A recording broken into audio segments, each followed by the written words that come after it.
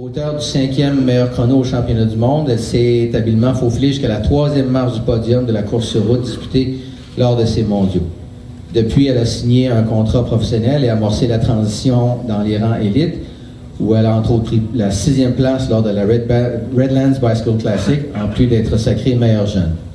Alors, je vous invite à accueillir Simone Boilard. Bonjour à tous. Merci au restaurant Archival de nous recevoir aujourd'hui. Comme lui l'a mentionné, pour moi, cette année, c'est une grosse année d'apprentissage et aussi un gros saut. Contrairement aux garçons, nous, les filles, en route, on n'a pas de catégorie U23. Donc, je passe directement de junior à senior et en plus, je fais la transition chez les professionnels cette année. Donc, j'en suis à ma première année dans une équipe très expérimentée. J'ai la chance d'avoir des coéquipières qui sont pratiquement tous des Olympiennes et qui sont très plus vieilles que moi. Donc, c'est une belle année pour moi.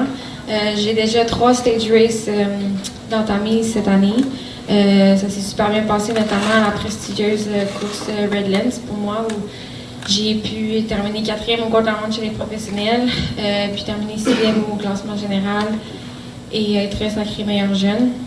Je suis de retour à la maison pour un petit bout, pour reprendre un peu mon souffle après un gros hiver passé à l'extérieur. Je dirais que c'est ma 2e semaine à la maison en 2019, donc je suis très excitée de reprendre un peu mes repères pour repartir en force. Puis cette année, les objectifs, ça va être vraiment d'apprendre puis d'essayer de m'ajuster à ce nouveau monde-là. Donc, merci. Charles voulait que tu nous parles un peu du transfert à une équipe professionnelle, là, comment ça s'est passé, ton début de saison avec l'équipe professionnelle. Bien, c'est sûr que, premièrement, cette année, juste la transition junior à senior est déjà pas mal très grande. Puis là, je le fais aussi au niveau professionnel, donc il y a beaucoup de choses à apprendre, beaucoup d'éléments nouveaux, les distances doubles, le peloton double, le volume d'entraînement aussi. J'ai passé l'hiver à l'extérieur pour m'entraîner, ce qui était assez nouveau pour moi aussi. Puis on est seulement en avril, j'ai 3 stage races de fait jusqu'à date, donc ça va vite. Ça va vite. Le calendrier qui est beaucoup plus oui, c'est ça. Donc cette année, c'est sûr que c'est plus d'apprendre parce qu'il y a beaucoup d'éléments nouveaux, mais je pense que j'ai une bonne équipe pour le faire. Puis je suis dans un bon environnement avec Tony. Mes coéquipières sont pas mal toutes des Olympiennes. Est-ce que tu es la plus jeune? Oui. Dans l'équipe, tu es la plus jeune? Je suis la plus jeune et la seule qui parle français aussi. Oh! Donc, oui, c'est ça, hein? C'est un petit élément quand tu passes beaucoup de temps avec... Ben, j'apprécie aussi de pouvoir baigner dans un nouvel environnement et d'apprendre. C'est pas mal ça le mot apprendre. Oui, c'est ça, cette année, t'as comme ta résilience de dire, là, c'est une étape pour toi, dans le fond. Un peu comme être une éponge, puis essayer de tout absorber, mais aussi sans oublier ses propres repères à soi-même, parce que c'est facile de juste tout absorber, puis d'un peu s'oublier. Donc, ben, ça tombe bien, là, ce mois-ci, je suis de retour au Québec suite à une légère blessure, donc je vais en profiter pour un peu reprendre mes repères, un peu me recentrer. Revoir ta famille, c'est ça. tes amis, tout ça. Ouais. Puis, s'il y a un objectif précis que tu voudrais te donner dans cette année-là, ça serait quoi? Ben, c'est sûr que c'est difficile, premièrement, parce que les calendriers sont aptes à changer n'importe quand. Les roosters peuvent changer. Comme là, je suis réserviste pour le Tour de Californie. Puis, donc, c'est difficile d'un peu de se faire une tête. Puis surtout que moi, je veux pas avoir d'objectif en termes de résultats pour pas non plus laisser la pression. Mais je dirais que la course qu'on est certain de faire et que je peux contrôler, c'est les championnats canadiens qui vont être à la maison, proche de la maison cette année en Beauce.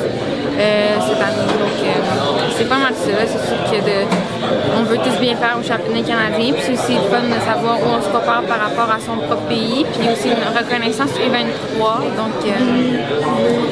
Donc, ça va être pas mal ça.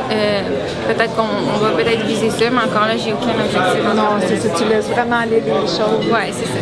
Si on reparlait avec Christine, ta coach, on parle souvent des équipes de développement, à quel point c'est important. Puis là, on a l'exemple avec Simone qui se rend au niveau professionnel dans une équipe professionnelle. Mais il y a tout le avant. On n'arrive pas dans une équipe professionnelle qui veut comme ça. Il faut qu'il y ait un long parcours avant.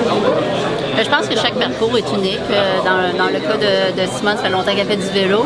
On a toujours été ensemble, même dans les équipes de développement. Je pense qu'il y a eu une année ou deux qu'on n'était pas attitrés à la même équipe, mais je restais quand même son entraîneur.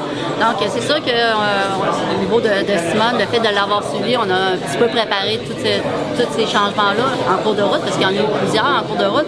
Donc, là, c'est vrai qu'on est face à notre plus grand objectif cette année.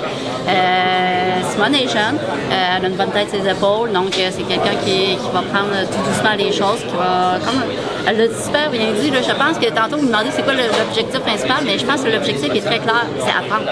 Donc c'est ça l'objectif principal, puis d'avoir de l'ouverture à l'apprentissage, puis je pense que c'est ce qu'elle va faire. C'est sûr que les équipes de développement, on en a besoin, il faut qu'on soit là. Il y a une petite phrase que j'ai dit, c'est que j'ai pas de baguette magique. Donc ça va être le travail qui va faire que tu vas y arriver. Je peux pas te promettre que tu vas devenir un athlète au niveau international, mais les bases que tu vas avoir apprises au sport-études, chez Mécadence, chez Desjardins, c'est des outils qui vont te servir pour le reste de ta vie. Donc, il va te permettre de devenir un meilleur citoyen. Tu vas apprendre à travailler, à te relever si c'est difficile, à persévérer, à être structuré, d'autres choses, mais ça, c'est des valeurs qui restent pour toute ta vie. C'est comme une autre école de la vie. Ça, c'est des vrais payes parce que tu dis, tu sais, elle est là, elle revient à la maison, elle revient à la maison, puis la maison, c'est large. Elle revient ici, aussi, donner du temps, elle s'en vient qu'autre chose sport-études pendant qu'elle est ici. J'essaie de m'épanouir un petit peu. Mais un exemple, c'est toujours incroyable.